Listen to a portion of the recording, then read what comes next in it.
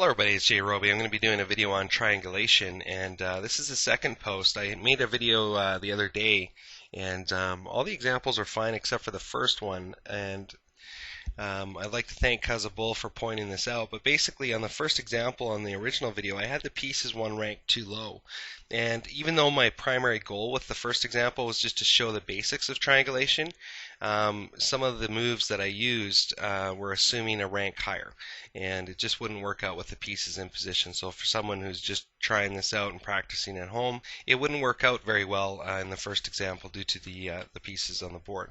So better to fix it and re-upload it, and so we'll get into it here. What is triangulation? Well, triangulation is a chess tactic that you can use to gain the opposition in a position that you need it. And usually it takes place by giving your opponent kind of a catch-22 situation, and that's called a zugzwang. I've heard a few different pronunciations, but Matt Pullen, by the way, Matt, congratulations on reaching expert status, said that that was the right one, so we're going to roll with that for now. But basically you gain the opposition at a crucial point in the position where it's giving your opponent nothing but poor moves in their position. So if we take a look at what's on the screen right now, you'll notice that there's an odd amount of squares in between the kings. So whoever's turn it is to move does not have the power of opposition. And if you're not familiar with opposition, I have a video on that, but the general rule of opposition states that whoever is to move with an even amount of squares in between the kings has opposition, and whoever is to move with an odd amount of squares in between the kings does not have opposition. And the whole point of opposition, the reason that you would want to have it, is so you can make inroads into the enemy position. So in this setup on the screen, it's white to move, and you'll notice that white does not have the power of opposition because there's an odd number of squares in between the kings. But if white did have the opposition in this position, white would be able to easily secure the win. So this is where triangulation comes in. White is going to use the tactic of triangulation to reach the same position, with the fundamental difference being that it's going to be black's turn to move instead of white's. And we'll get into it here and show you how that happens. So the first move white's going to make is king to f5. And black doesn't have a lot of options here. You can notice that this square is protected, this square is protected, and this square. So black could either go back, or black could go and try to duplicate the moves. We'll get into that after. But the strongest move for black in this position is to go down to d6. Now white's going to continue with its plan to triangulate the king and move to e4. And now you'll notice that, well, first of all, if black were to come down here to c5, it would be completely a losing position. So black has to pull its king back, but the only square that he can pull back to is the starting square on e7. Right here. And when black does that, white can now complete triangulating its king and end up back at e5. And the huge difference here, of course, is that now it's black's turn to move, and black does not have the opposition in this position. So white has completely turned it around by triangulating its king, coming to the same position, but making it so that it's black's turn to move. So since black does not have the opposition, black is going to have to cede ground to white, and white's going to be able to push into the position now, because a lot more squares are taken away from the enemy king. So black only has a few options to move the king to now in this position, and none of which are good for black's position. So from here, black will play back to e8. A move like f7 would just lose really fast for black. We're going to take a look at what happens, by the way, if black tries to mirror the technique. That was one thing that Bull had mentioned. We're going to get into that here shortly. But from here now, white can just simply play king to f6. And you'll notice that these squares are taken away from the king, and the king has really nowhere to go except for on its home rank, at which point white now can solidify the king away from the action. So the king can no longer access any of these squares, and the only move that black has is to go down this side of the board. And from here, white can just continue to push the king away, and now as you can see, this square is taken away, this square is taken away. The only move that black has is one of these two squares, and from here it's just pretty much game over.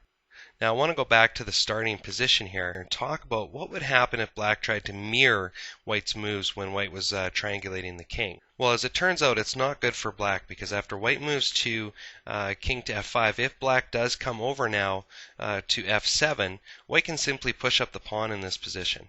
And black has no good options in this position. For example, if black takes the pawn, white can simply push the pawn up and it's going to promote next turn. Or alternatively, if black tries to ignore this and move the king back to, say, for example, e8, white can simply capture the pawn here, and now these two squares are protected. Black has to move, so white is going to be able to promote on the next turn. So that's what happens if black tries to mirror the technique in the position.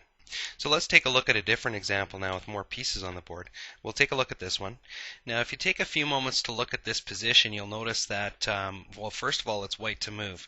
So you'll notice that a move like, say, for example, king to e3 here immediately would be met by black bringing its king down, and then all of a sudden what's going to happen is white's going to be in a position where it's going to have to cede ground into its position because now the only move that it really has is a king move.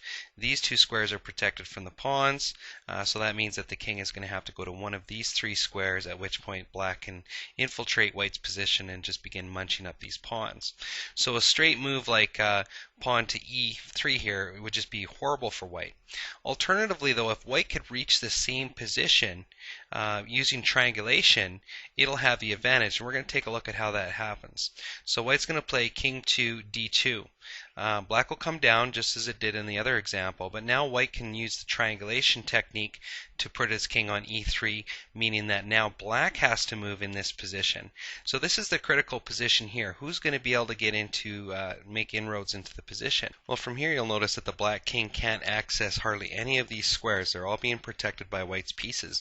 So the only move that black has is to move to d6, at which point white can now move in and capture the pawn to secure the win. So from here black could play something like king to c6, which just could be met by white's king to d3. Black will move back to d6. And now white's king can go to c3, and I think you can see what's shaping up here, because since these squares are protected, the black king can never access those squares. So really there'd be no point whatsoever to black trying to bring his king down here. So black instead is going to try to come down this way and take these pawns.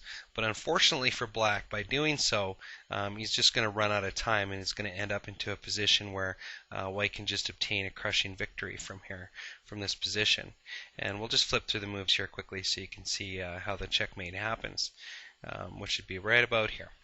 But if we go back to the starting position, the key square was e3, but white couldn't do that immediately because he would lose the opposition once black moved the king down to e5, because there would be an odd number of squares in between. So instead white triangulates the king, gives black the square first, and then comes in with the fundamental difference being that now it's black's turn to move, and black has lost the opposition and only has one square, at which point it's pretty much game over.